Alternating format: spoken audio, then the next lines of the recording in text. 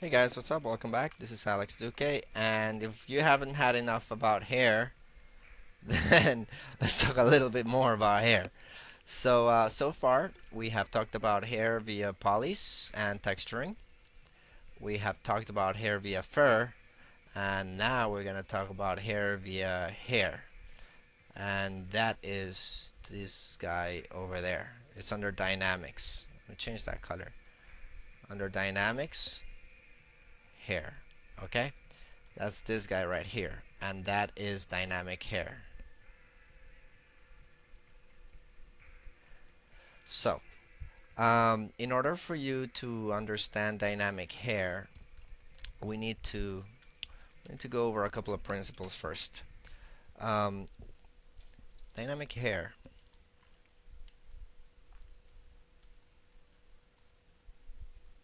is actually a combination of curves, paint effects, and dynamic curves. So if you understand A, B, and C, then this is easy. If you don't understand this, guys, then this is you start pulling out your hair. I guess that's why they called it hair, because you start pulling out your hair. Okay, so that's the foundation. That's the main thing you need to understand. That's just a very basic introduction. You can access some of the hair features, and I suggest you do this. Is go to hair, get hair example, start by middle mouse dragging the hair lights, and then bring in any of these examples, and try it out, render it out, and you'll see what happens.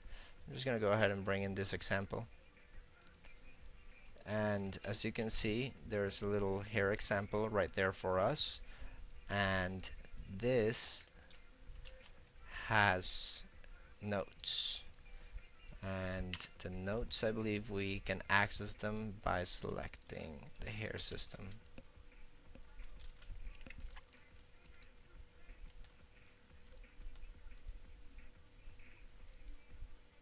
There we go. Hair system shape. Here are all the notes. Okay, so this will give you a basic introduction as to how to understand hair. What I'm going to do here is I'm going to pause the simulation for a second, and I'm just going to make a render of this using mental ray so you can see how it looks like. Alright, so I'll be right back with a render. Okay, so here's a render. I did it with my software so that it was quick. It took 23 seconds, and it's nice looking. It's also got a dynamic motion to it. You can sort of see it right there. So that's the basis for what we're going to be talking about. Alright, so I'll come back with the next tutorial and start going over each one of those independent values.